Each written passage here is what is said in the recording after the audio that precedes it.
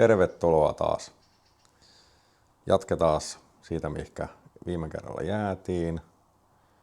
Nyt sovitellaan kartioputkea. Mä oon siihen jo oikeastaan niin kuin piirtänyt ton, mitä siitä leikataan pois. Tossa on katkaisukohta tuossa kartioputkessa ja se pitäisi sovitella sitten siihen. Otetaan rälläkkä käteen ja ruvetaan leikkelee.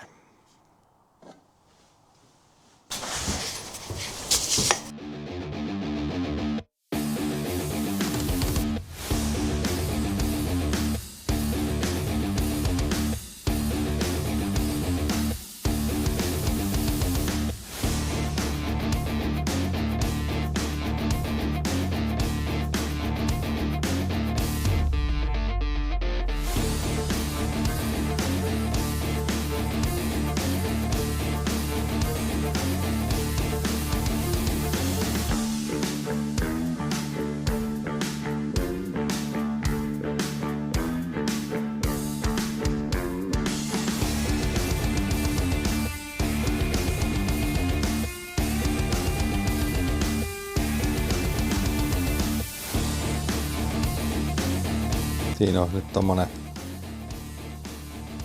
raakareikä. Joo. Ois toi kartio tossa nyt soviteltuna, niin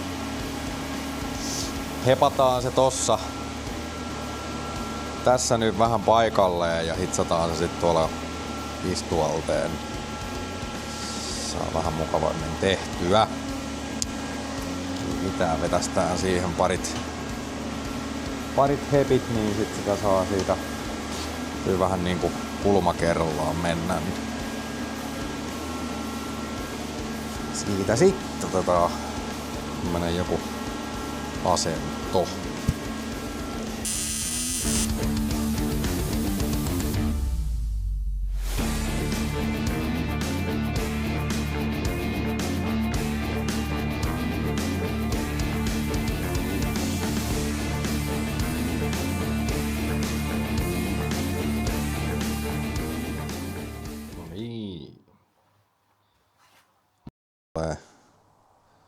Purnukkakin aika hyvällä mallilla. Siihen tulee vielä sitten jotain kiinnikkeitä ja tohon tulee tapit, ettei toi pääse pullahtamaan, vaikka tuskin nyt niin paljon ahdetaan. Toi on tuolta tommonen, tässä vähän valoa.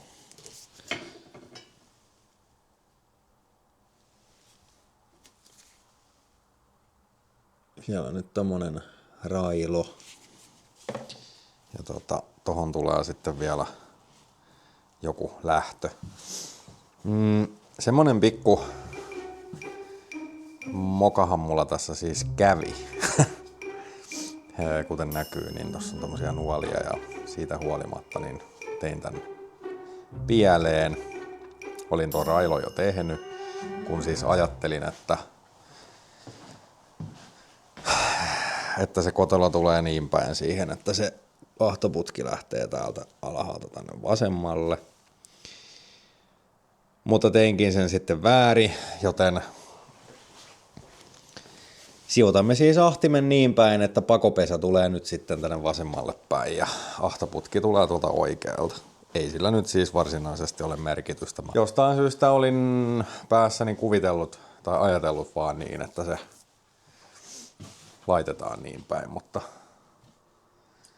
nyt se tulee sitten toistepäin. Että semmoista. No, jätetään kirosanat tässä välissä pois, mutta kyllähän se mettään meni. Käydään katsomassa.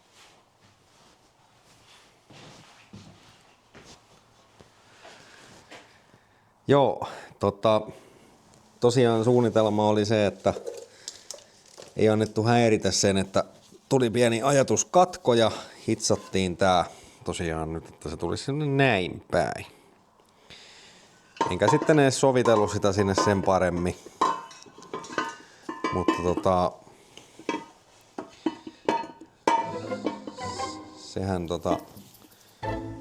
sehän ei sinne sovi. Koska tossa on tommonen vaijerin kiinnikä. Ja se ottaa siihen kiinni, niin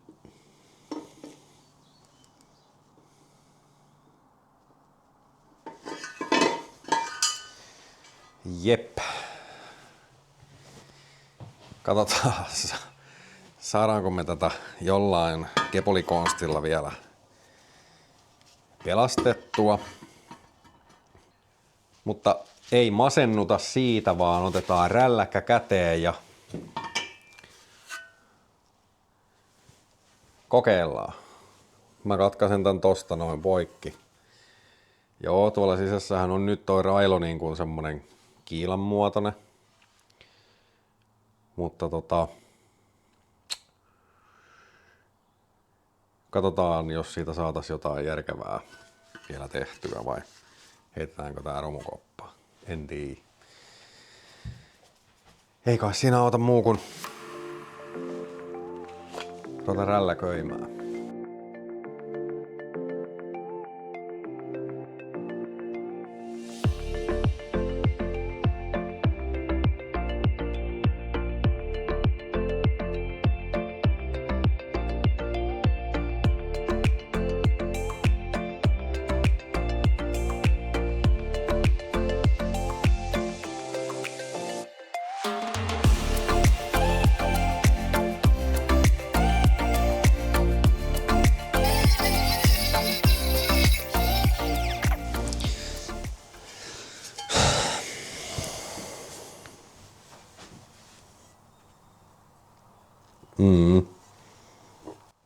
Katsotaas, mitä siitä saadaan tehtyä vai saadaanko. Juu. Aina tulee juu. Mä nyt vähän siistin tosta tätä hommaa. Ja koska mua rupesi ärsyttää tää ehkä kumminkin sen verran, niin tilasin vähän lisää osia tähän juttuun. Niin katsotaan, jos mä saatais tehtyä vaikka uusi kartioputki. Saatais se vaikka istutettua tuohon toistepäin. Tää on ehkä vähän rivo tehdä tuohon. Ei välttämättä kyllä sen saa, mutta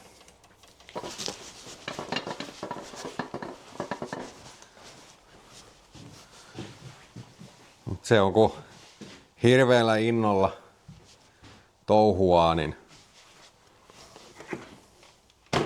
eikä niinku tajua katsoa yhtään, mitä on niinku just 3 minuuttia sitten merkkailun. Niin sit se on semmoista.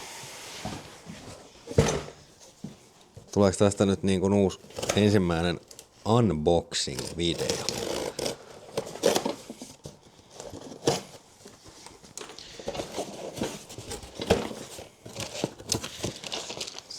Otin muuten lisällä samalla vähän tommosia holkkeja.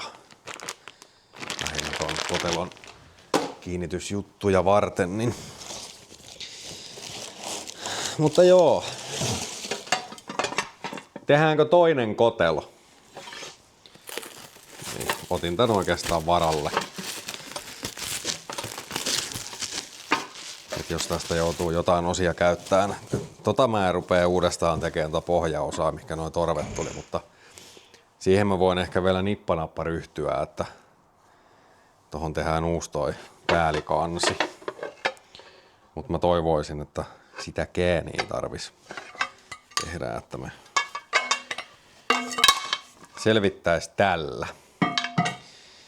Ja mä oon ehkä aika toiveikas, että selvitäänkin. Ja samaan aikaan aika varma siitä, että tälle tulee vielä joskus käyttöön. Tuskinpa jää viimeiseksi projektiksi, mitä tässä tulee touhuttua. Kumminkin pikkupojasta saakka on kaikkea tällaista tullut askarreltua, niin miksikäs sitä muuttuisi.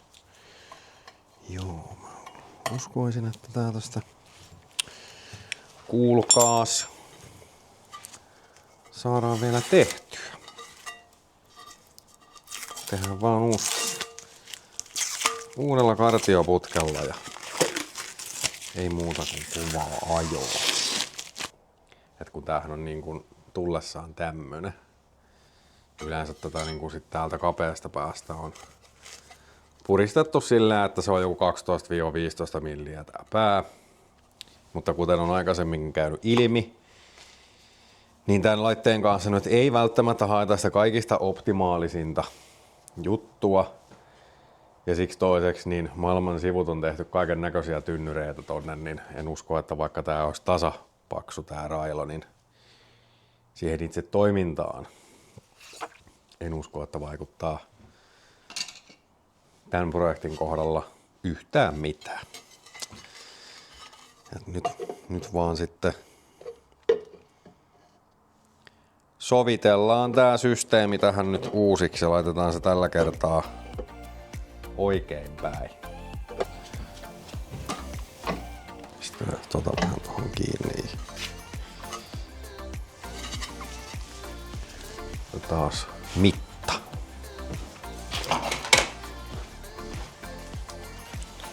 Tää on tämmönen isojen poikien tönäri.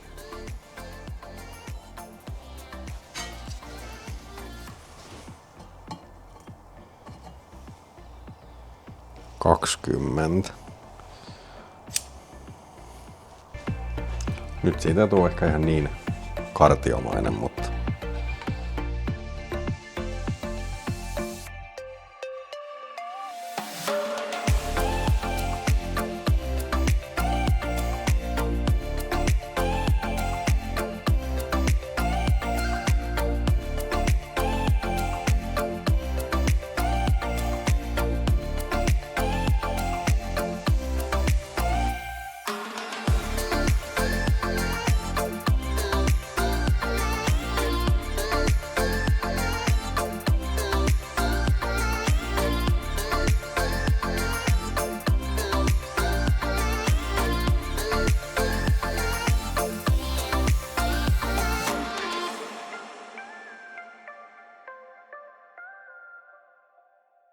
no niin, nyt rupee näyttää hyvältä.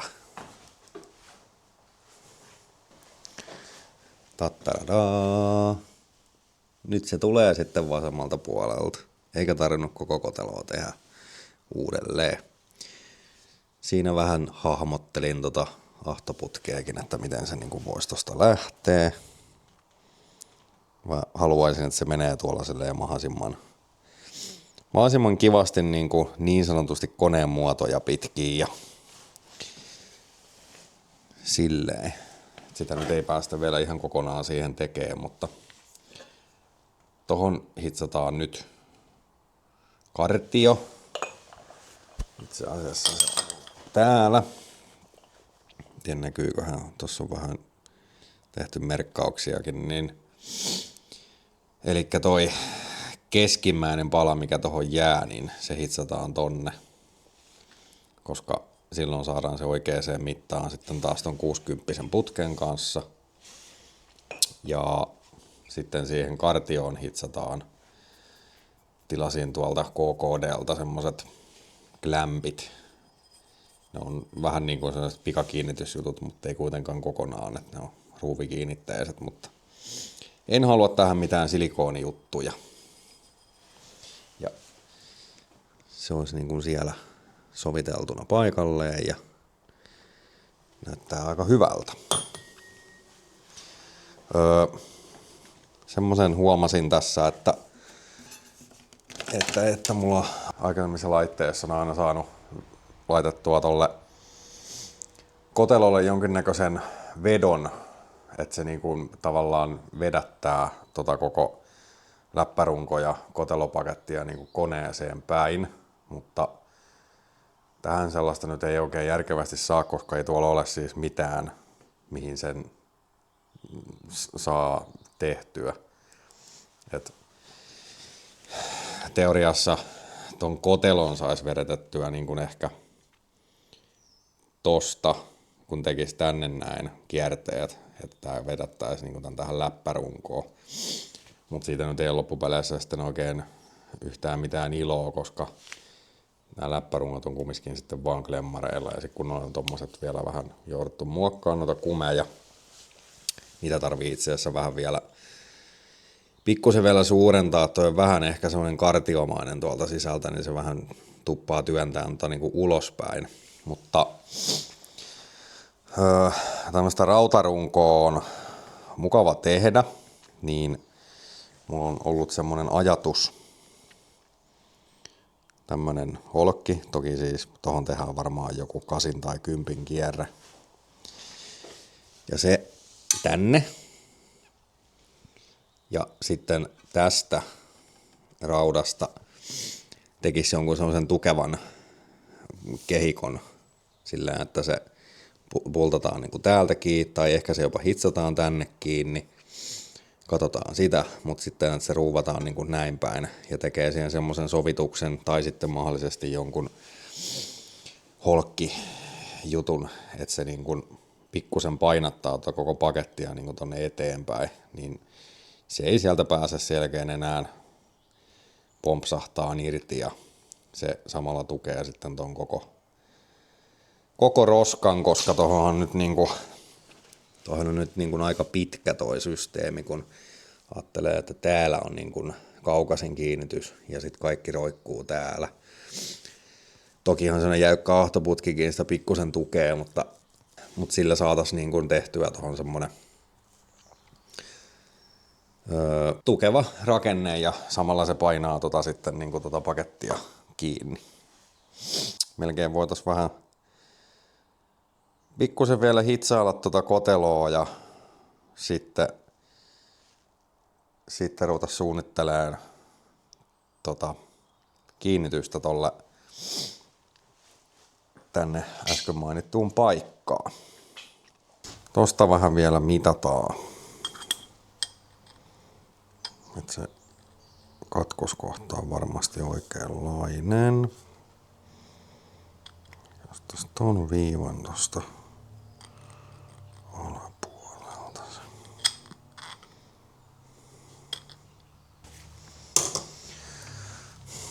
Ja siihen sitten perinteiset teipit ja leikataan se siitä.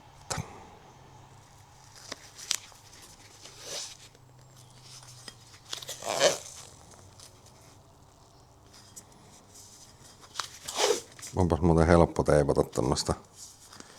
Pitäisi tehdä niin kuin suora teippaus ja samalla tää on kartion muotoinen tää systeemi.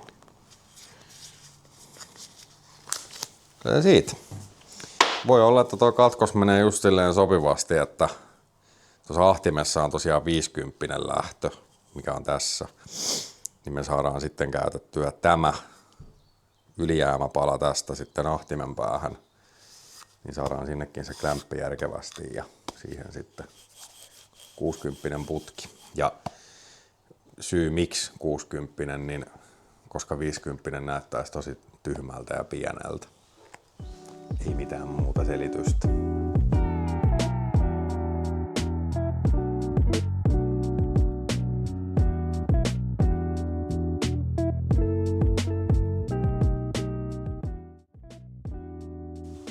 Tämmönen rinkula siitä nyt sitten jäi.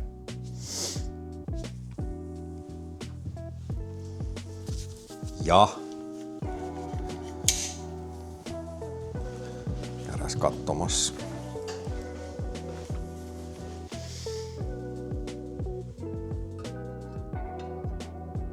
Se tulee nyt tohon ja tohon tulee sitten se panta kiinni, mistä lähdetään sitten ahtoputkella.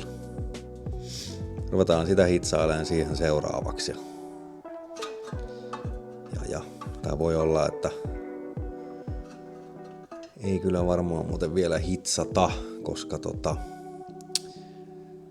lähdetään sitten seuraavaksi rakentamaan kotelon kiinnitysjuttua. Ei tarvitse moneen kertaan ruveta ottaa irti tuota koteloa tuolta ja hitsailee ja kiinnittelee ja viilentelee. Ruvetaan ottaa perinteinen pahvimalli ja sillain. Juu. Ruvetaan suunnitteleen tätä hommaa sitten. Täytyy itseänsä tehdä tänne vähän tussimerkkejä.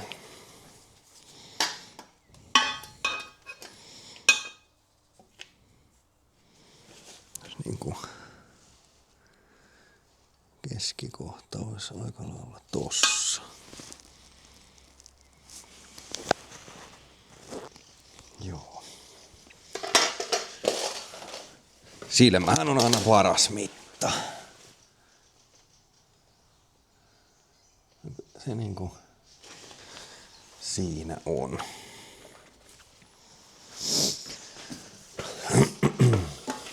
Teipataan tää nutsa tonne kiinni. Tein siihen tosiaan kympin reijän tuohon jo valmiiksi.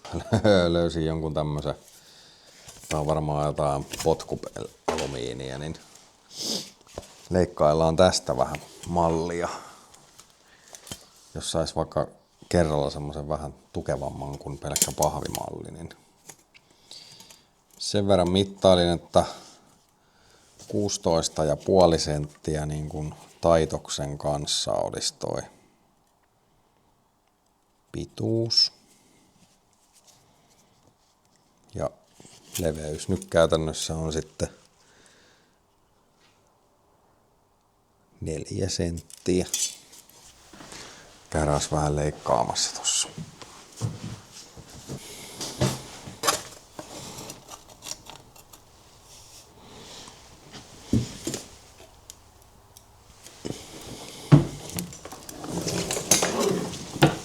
Sitten jos otetaan tosta toi mitta noin, niin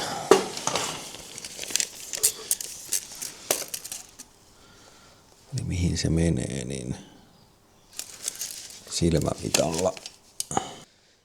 Tämmöisellä systeemillä tälle puolelle tehdään, tai tälle puolelle tehdään vielä toinen. Ja tietysti tämä tehdään nyt sitten seuraavaksi teräksestä, jotta se on niin kuin jäykkä ja kestää.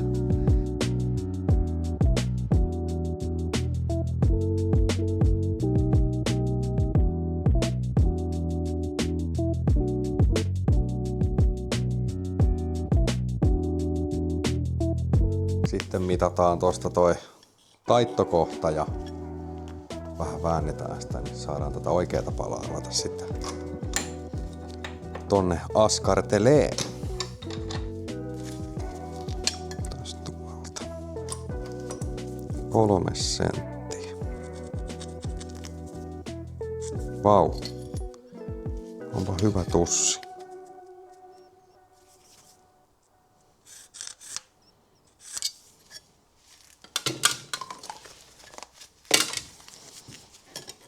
Oispa kanttikone. Ei oo nyt kanttikonetta.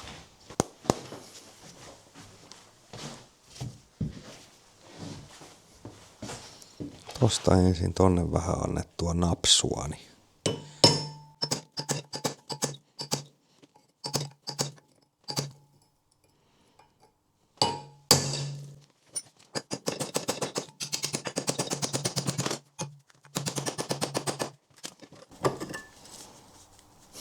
just tän takia.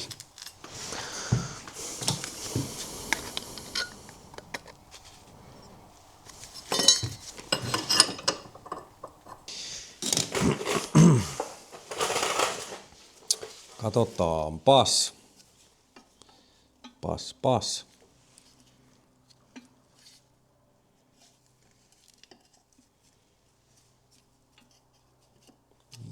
Jaha. Sitähän tarvii siis taittaa.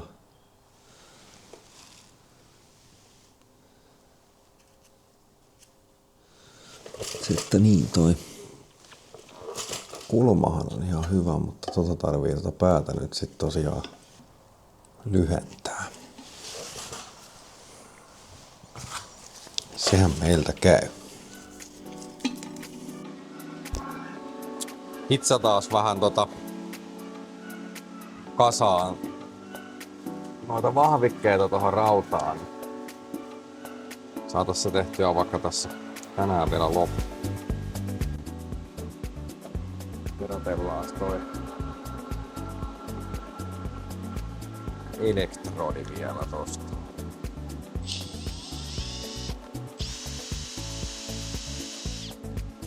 Hyvä kikka hitsareille. On varaa sen kalliiseen terotuskoneeseen, niin poran akkukoneeseen kiinni ja sitten tommosella markan nauhahiomakoneella.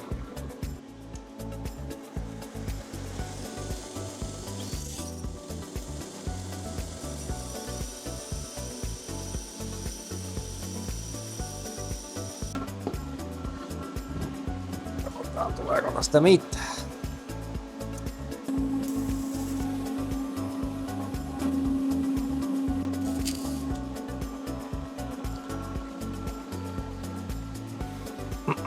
Kaasupullon pois avata.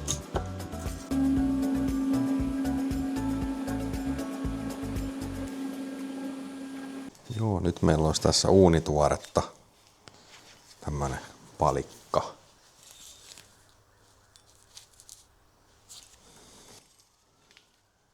Aika raskas. Näytetään tohon reikä.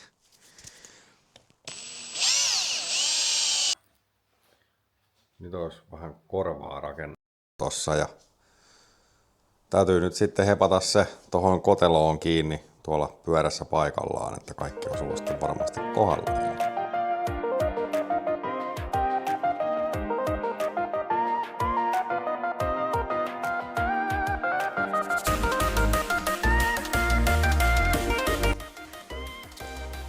Juu, nää olisi nyt hepattu tänne paikalleen ja puretaan tää systeemi täältä nyt sit kokonaisuudessaan veks. Niin saadaan tehdä tää homma sitten tossa pöydällä. Jaa.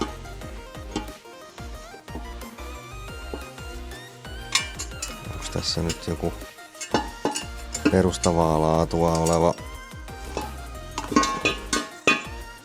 ongelma?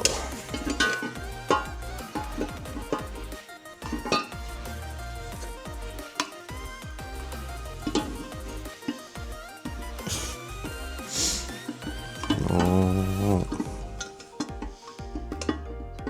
ehkä ei. Tää on vaan niinku jäänyt vähän astetta jämptimpi ottaa pois.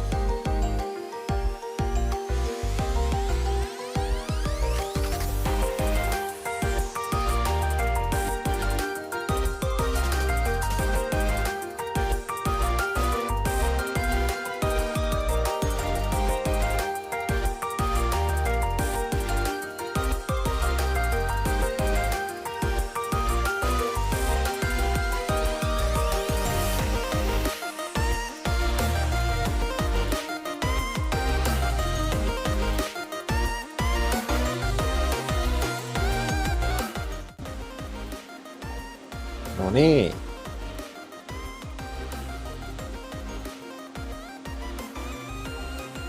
Siinähän se olisi.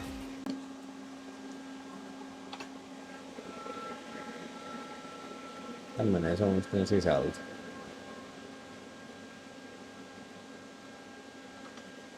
On hyvä. Jaha. Kello on varmaan taas yli puolen yön nyt. Juu, 12:30. Varmaan naapurit ihmettelee, kun kauhea tikin meteli kuuluu täältä tallista. Aamulla töihin ja sitten taas jatketaan. Nyt olisi kotelo niin kuin valmis ja kiinnikekin olisi valmis. Päästään seuraavien systeemeiden pariin. Mut vilastaa tässä vielä pikkusen mitä tässä nyt on puuhailtu.